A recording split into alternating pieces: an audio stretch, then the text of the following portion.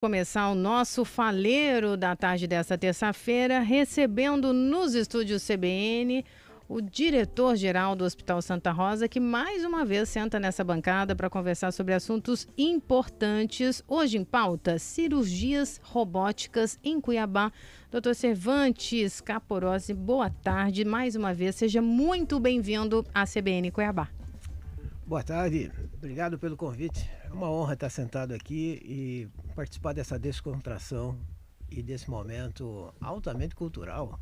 Fiquei contente. Doutor? Ainda mais que falou do meu Vasco. Pois é, foi homenageado aqui hoje através de Juninho Pernambucano, né? Inclusive, Abdala Zarou, jornalista, falou: eu sou fã desse programa, quando tem vascaíno competente, agora eu só desligo às 16. Você acredita? Pode ser.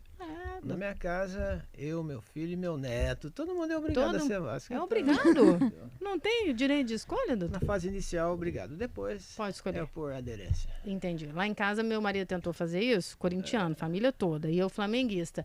Pois o menino virou flamenguista, tem 4 anos, doutor, o senhor acredita? Não, teve um filho que virou flamenguista. Também teve? Tá vendo, isso paixão? Acontece nas melhores famílias.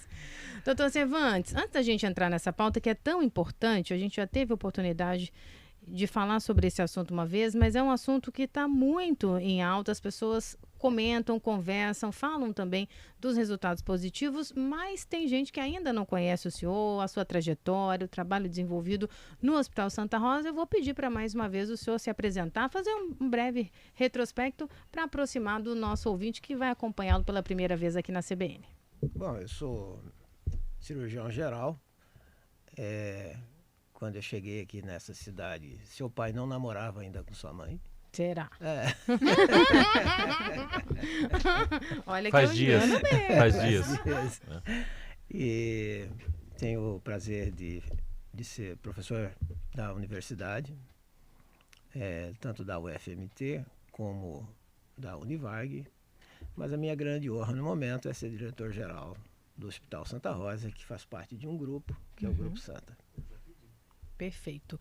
Doutor, e para a gente começar a abordar esse assunto, cirurgias robóticas, desde ontem, quando a gente postou a arte, muita gente tentando entender quais as áreas de atuação, se tem uma área específica da medicina onde ocorrem, de onde vem a tecnologia. Vamos fazer uma abertura desse assunto. Para quem ouviu dizer, acompanhou, tem buscado a informação, um tanto quanto inseguro, explica um pouco para a gente.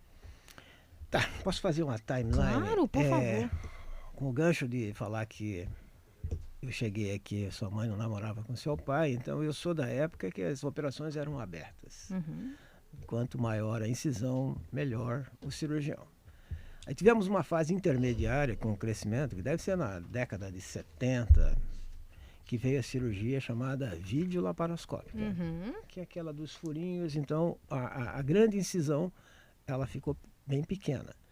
E você entrava na cavidade abdominal, e aqui eu estou falando principalmente de cavidade abdominal, por intermédio de uma câmera de televisão que jogava a imagem para uma tela, e você tinha que fazer os movimentos, mas esses movimentos eram extremamente difíceis porque eles eram com materiais retos, então você não tinha flexibilidade lá dentro da cavidade abdominal.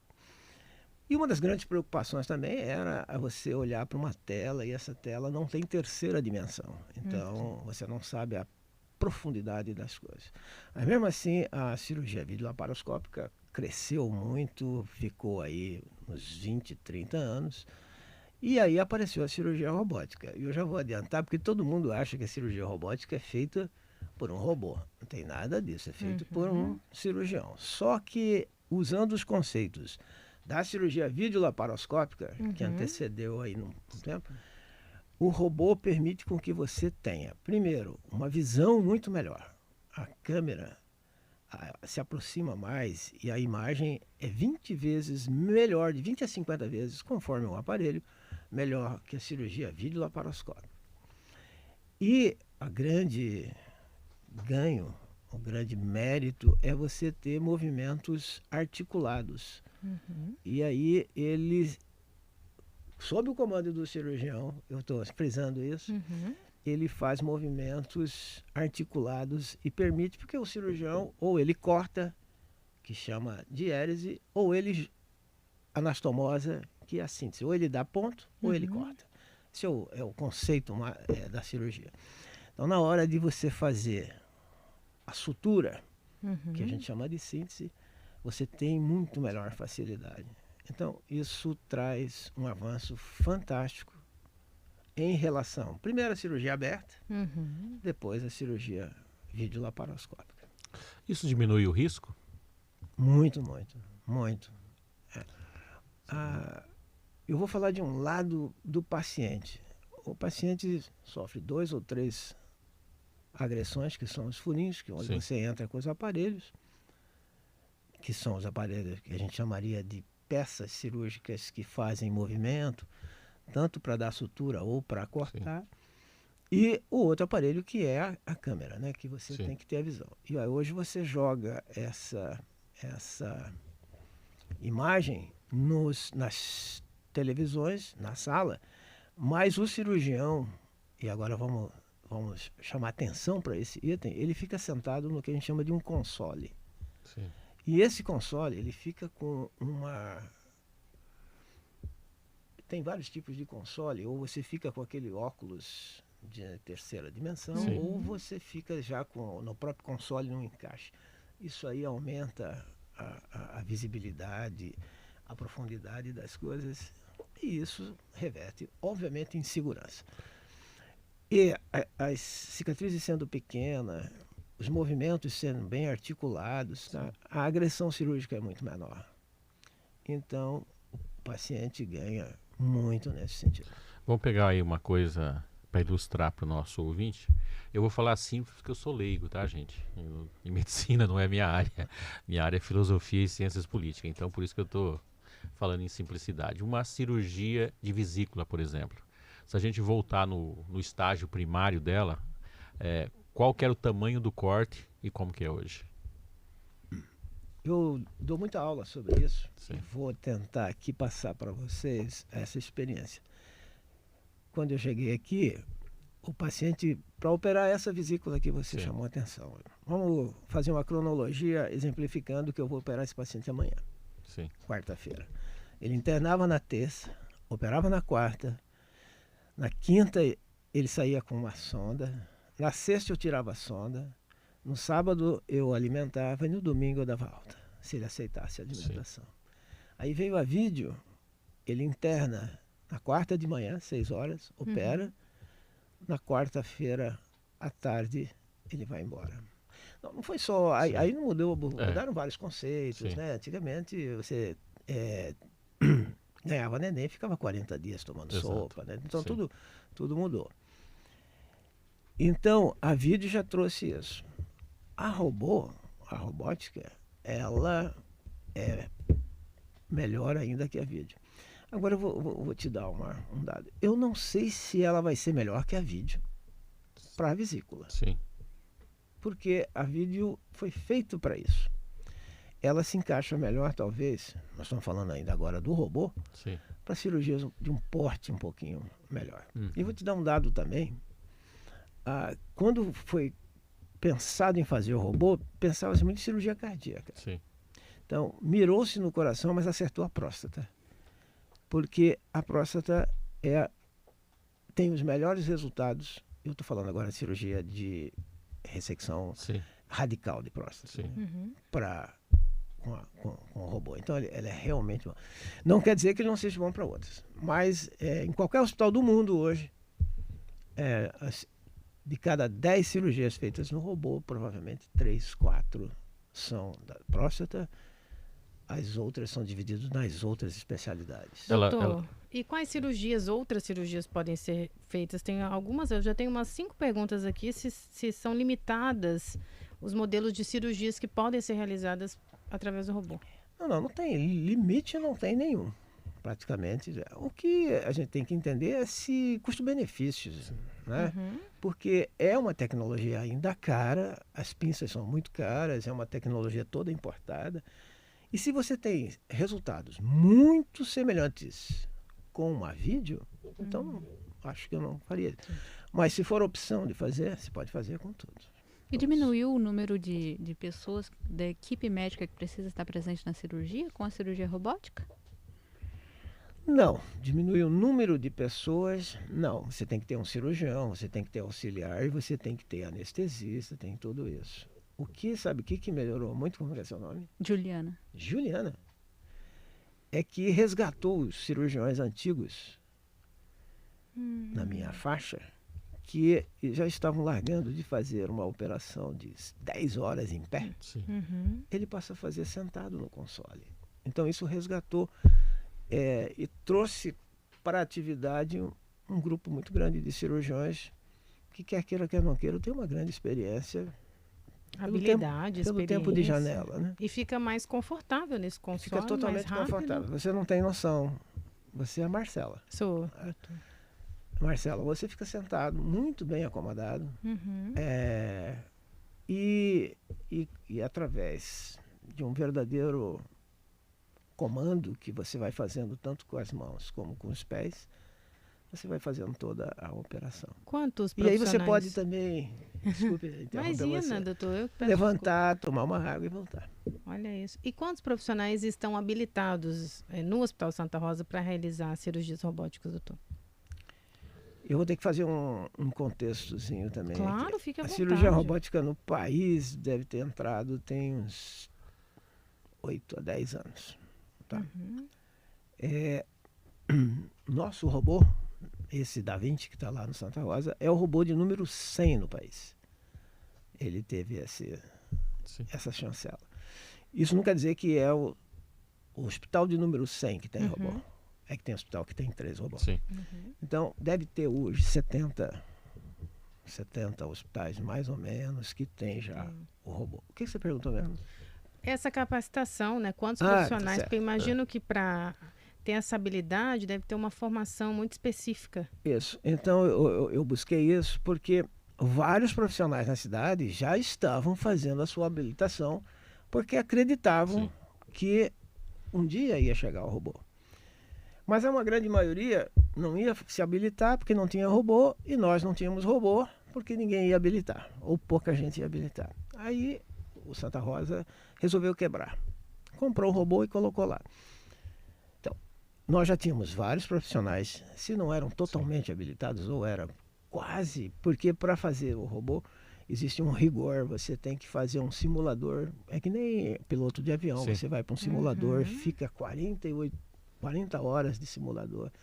Depois você tem que operar com um tutor 10 operações. Ele operando e você do lado. E depois inverte. Você opera e ele do lado. A partir desse esforço aí sim você é certificado para fazer. Nós no Santa Rosa e no Grupo Santa temos uma escola disso aí. Resolvemos... Eu vou falar aqui como escola porque tem toda a habilitação e tem a chancela dele, fazendo essa habilitação aqui, operar em qualquer robô Da Vinci do mundo. Antigamente você tinha que, no início você tinha que ir fora do país, depois você tinha que ir para as grandes capitais dentro do nosso país, mas atualmente já temos isso aqui. E esse robô que está aí, eu vou também fazer uma... Estou falando muito, não estou não? Não. Tá bem explicado. E tem que explicar bem. Eu vou fazer também jogar muito com o tempo, porque para na paralela a gente mostrar o esforço que foi feito. Não vou falar do esforço econômico, que é um robô desse, mas é muito caro. Então, nós compramos o robô e ele chegou em Cuiabá no dia 8 de dezembro de 22. E a primeira operação foi no dia 18 de julho de 23. Por que é isso? Porque é muito difícil você fazer. Não é pegar o robô, colocar numa sala e vamos operar. Tem toda uma logística. E não dá para fazer experimento, né, com gente? Não dá para fazer. Então tivemos que nesse período, além da certificação dos médicos, e eu vou te dar um dado agora, nós temos 167 médicos em formação. Dentro desse... Já temos habilitados mais ou menos uns 20 a 30 médicos, isso nas várias especialidades.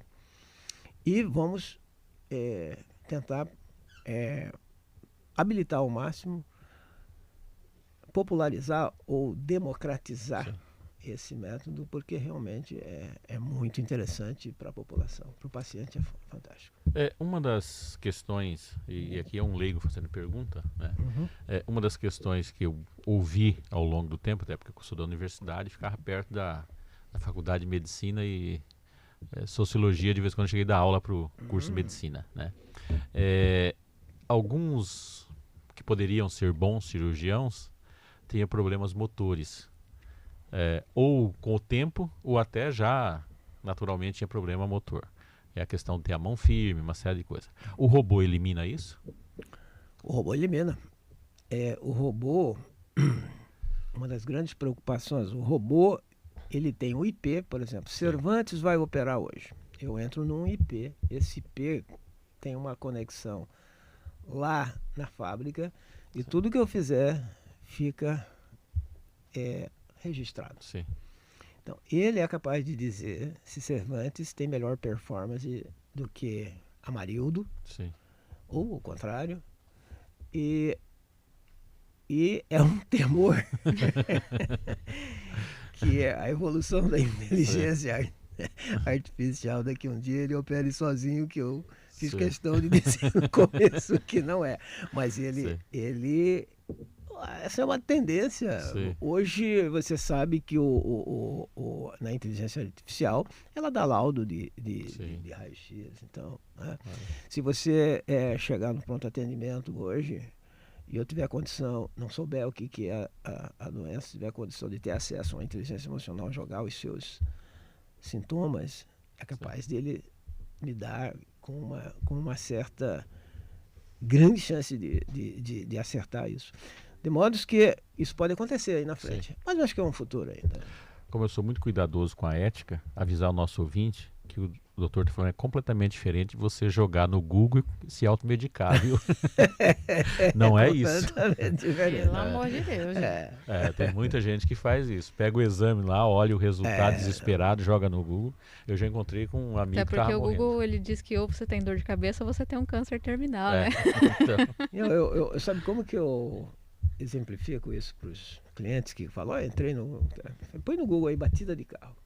Não vai aparecer uma batidinha, só vai aparecer coisa muito feia, né? Então é muito semelhante. Você joga dor de cabeça, pode vir câncer, não sei. Misericórdia.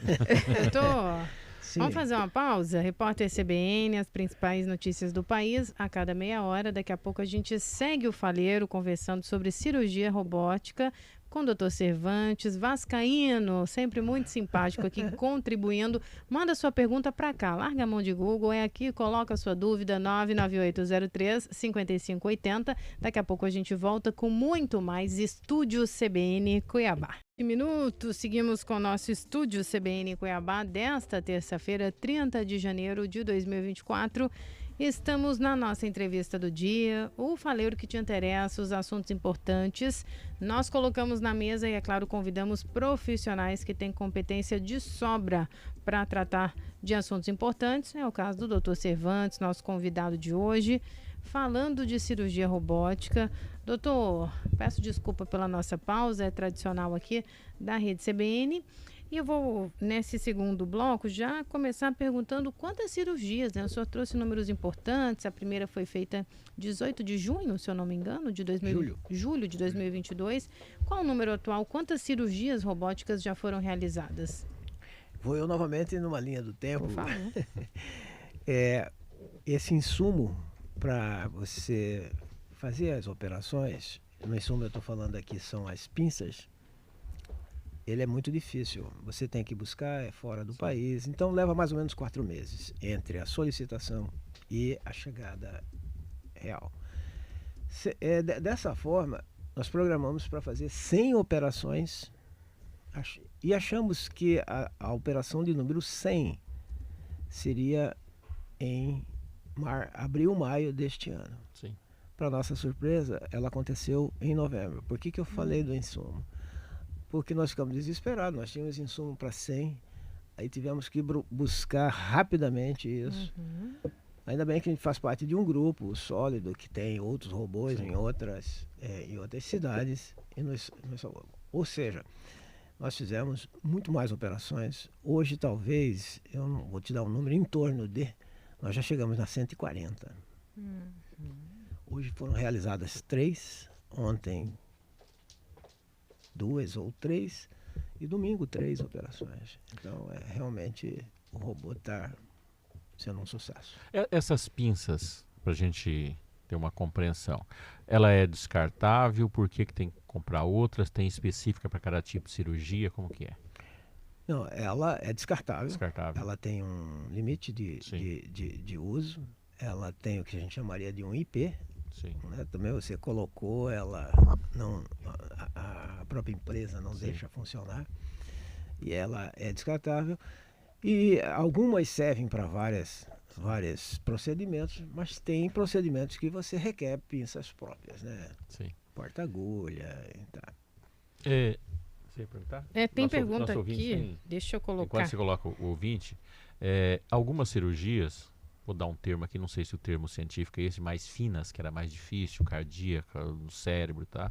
Muitas vezes o tempo é muito longo. O robô diminuiu esse tempo também? Diminuiu esse tempo. Tornou mais aprazível, mais confortável para o cirurgião. Ele estando confortável, ele ficar 5 horas confortável é diferente do que você desconfortável a partir da 3ª hora. Isso tudo contribui, inclusive, para eventuais erros. Sim. Então, ele melhorou muito nesse sentido.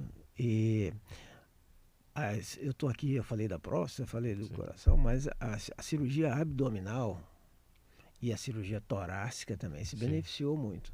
E dentro da abdominal, nós temos principalmente as cirurgias de grande porte, que são as cirurgias para câncer, né? Sim.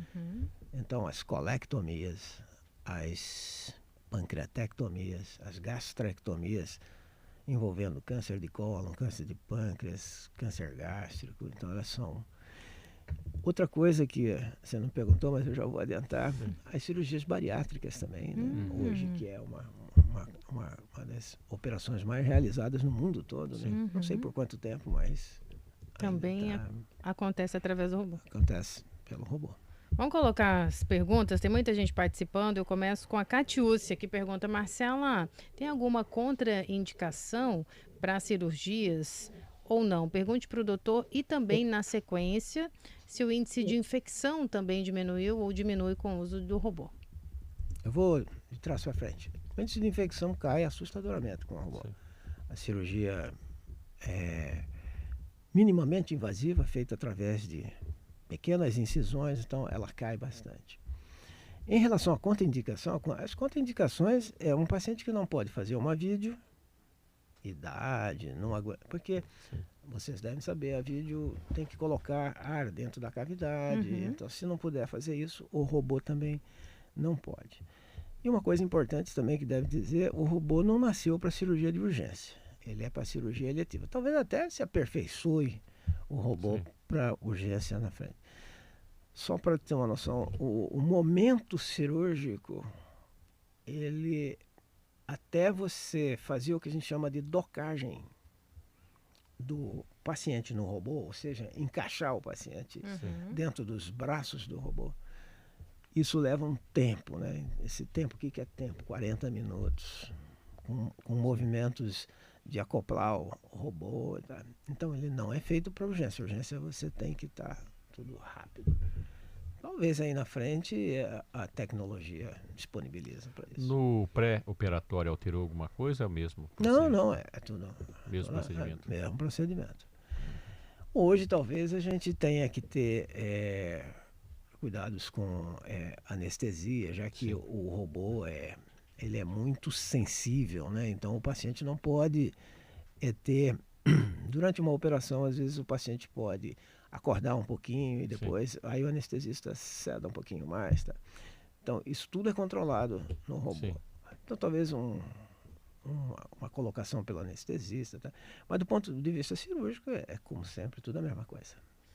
Quem pergunta agora é a Daniele. Marcela, cirurgias neurológicas também são realizadas através do robô? O robô ele vai fazer todas as operações. Hoje ele tem mais utilização dentro das cavidades torácica e abdominal. Dentro da cavidade craniana, ele ainda tem dificuldade, mas estão aperfeiçoando o robô. Por exemplo, para a realização de cirurgias ortopédicas, já tem, aí já não é o Da Vinci, é uma variante do Da Vinci. E a mesma coisa vai ser dentro da cirurgia neurológica. Mais perguntas chegando, e agora é o Adão que pergunta: Marcela, estou gostando bastante, inclusive narra aqui que o sogro dele precisa de uma cirurgia, mas o doutor citou que tem um valor alto, se os planos de saúde também já aderiram ou não, e já pede também para passar o contato. A gente passa o contato após o programa, pode deixar, Adão.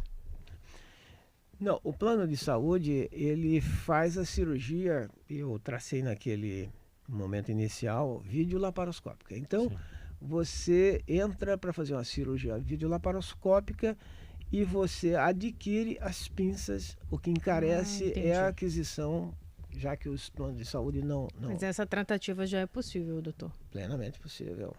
SUS cobre alguma coisa? Não, o Sistema Único de Saúde, eu vou falar esse não imperativo aqui em Cuiabá, em Mato Grosso. O nosso robô é o único em Mato Grosso. Eu acredito que aí para cima no mapa, eu não lembro. Manaus, por exemplo, não tem nada. Sim. Aqui não.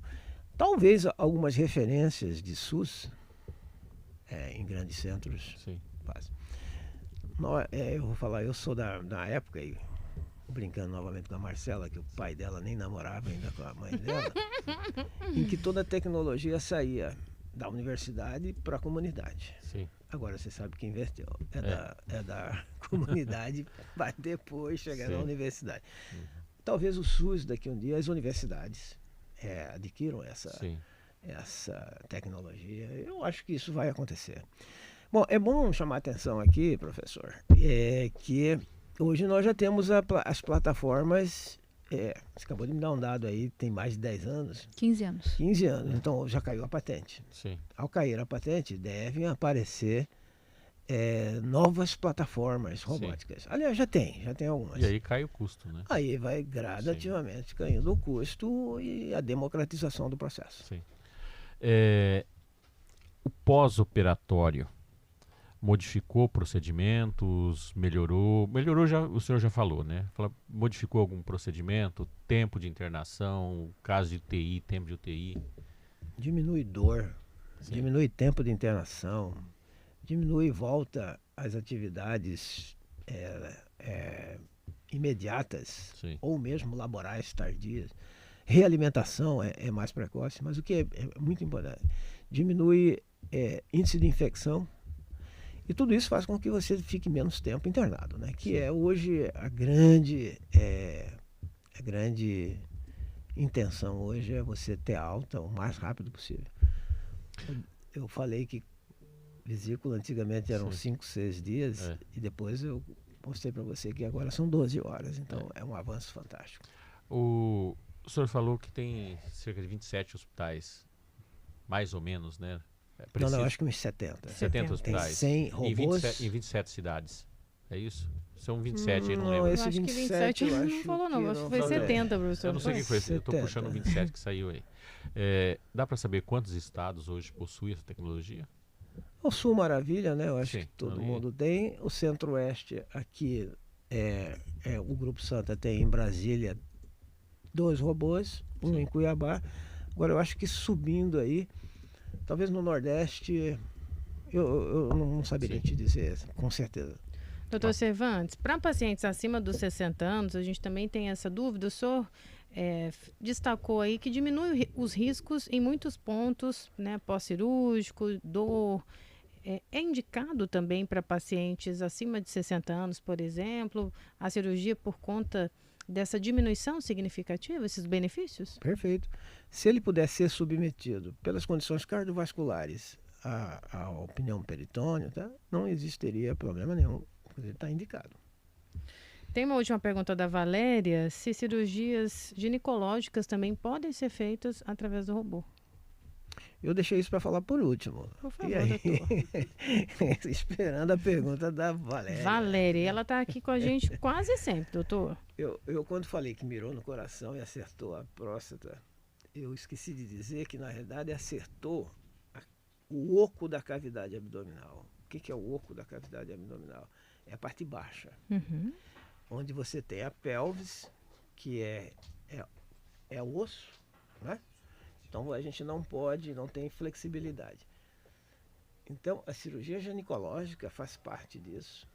E hoje nós temos, dentre as cirurgias ginecológicas, uma cirurgia que está cometendo muito, que é a endometriose.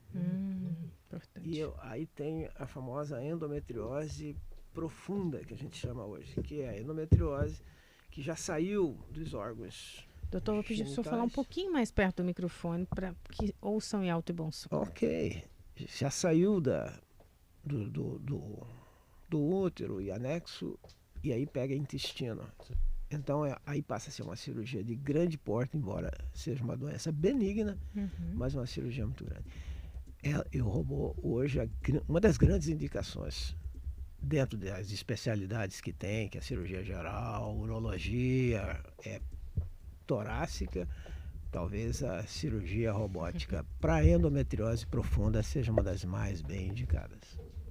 E no caso, a gente fala do cardíaco, a gente teve um episódio muito recente, né, que foi com o cantor cuiabano, né, lá em Campo Grande, foi fazer uma cirurgia cardíaca e jovem, atleta, e de repente não resistiu. Dentro da cirurgia cardíaca, como que ela está? O senhor falou que ela nasceu para isso, né? E ela avançou, como que... Não teve um grande avanço.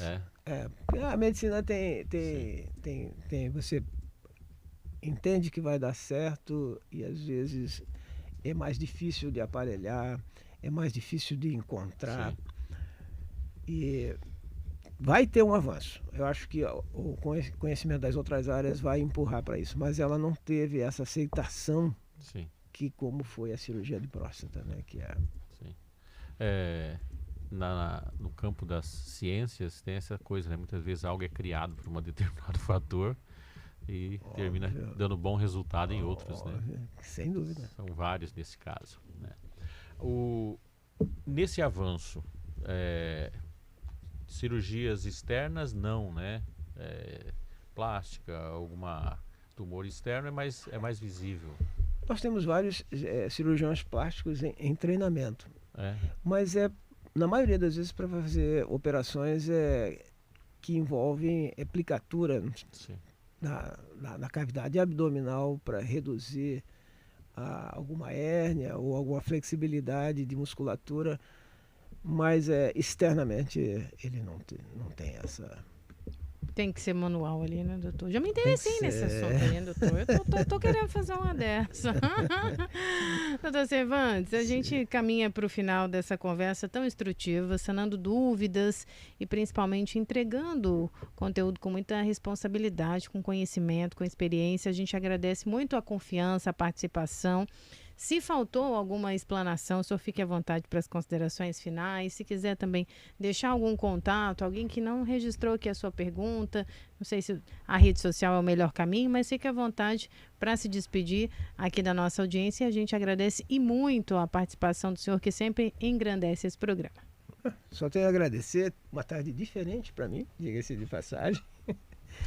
Falando do robô, mas fora do ambiente do robô, atingindo essa população, eu vou deixar à disposição, talvez depois o pessoal do marketing do hospital possa criar algum link para perguntas e respostas. Claro. E eu vou copiar uma coisa que eu fiz com uma neta minha, que tem 4 anos e que queria conhecer esse robô. Sim. E todo dia ela falava do robô, então um domingo eu levei para conhecer o robô. E ela ficou encantada. Se tiver algum dos seus ouvintes que vocês selecionarem, sei lá qual critério, Que legal. e quiser, eu levo para ele ver o robô. E aí ele Maravilha. conta na comunidade como é que é um robô. Alguém que deseja trilhar esse caminho, né? Manda para cá, 99803-5580. Obrigada, doutor, De por repente abrir eu vou a porta. converter alguém que ia fazer sociologia em fazer medicina. Eu percebi esse trabalho com a neta.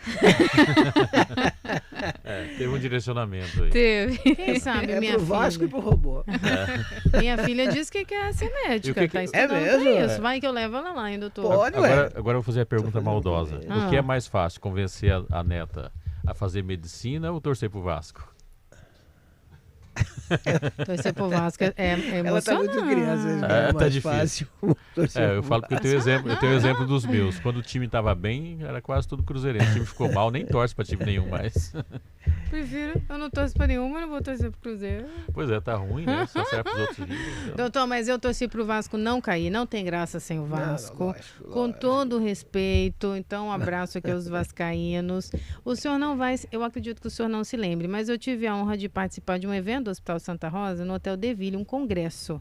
Eu não vou me lembrar se era de cardiologista ou de intensivistas, e lá conheci o senhor foi muito atencioso comigo, acolheu, fez os direcionamentos técnicos. Eu não tive a oportunidade de agradecer naquele dia, porque saí um pouco mais cedo, e agora eu faço publicamente. Que time alinhado, foi uma honra poder trabalhar junto de vocês e conhecer um pouco mais de perto. Ok. Leva sua filha ou filho? Valentina, filha, Valentina. Então leva a Valentina lá. Eu Vai vou que- fazer ela. daqui a uns anos, tá lá no robô. E mandar um abraço pro doutor Fábio Argenta, tá ligadinho aqui, acompanhando nossa abraço. entrevista. Ah, o Fábio. Isso. Tá certo. Grande Ligado abraço. aqui. E Ele que faz um quadro com a gente aqui na sexta-feira, Saúde e Longevidade, toda sexta-feira, das 15 às 16 horas. que bom. E eu tava pensando aqui, será que ela não vai agradecer aquilo que eu fiz com ela lá pois naquele... é. Mas ela não vai O agradecer. senhor nem lembrava, né, doutor? Eu lembrava, Pode você que estava dizer. gostando de lembrar. Olha, se você quer conhecer o Robô da Vinci, manda para cá sua mensagem. Tá pensando em fazer medicina? Ficou curioso ou quer realizar sua cirurgia? É a oportunidade, é só mandar para cá 99803-5580. Doutor Cervantes, leve... Marcela, eu fiquei curioso mais pelo nome do Eu do tava robô. esperando acabar pra perguntar sobre o nome do robô. Ah, então já Por que vamos. chama Da Vinci? Tudo que é Da Vinci Conta eu do- quero dar uma olhada. Vem do Leonardo Da Vinci, também por que chegou aí. O Essa Da Vinci, precisão? por causa da É o segundo maior criador de... criador é. de tecnologia, Deve ser. de técnicas, O de primeiro foi novos- Thomas Edison, ele é o segundo. É, Então e deve ser ele isso. criou muita coisa relacionada com a própria mão, Sim. né? Com manipulação, então Sim. foi por causa disso. Tá aí. Eu deduzia isso. Ninguém inventou mais do que o Thomas Edison, por isso que eu chamo Edison, Uhum. inventor. E não inventei nada.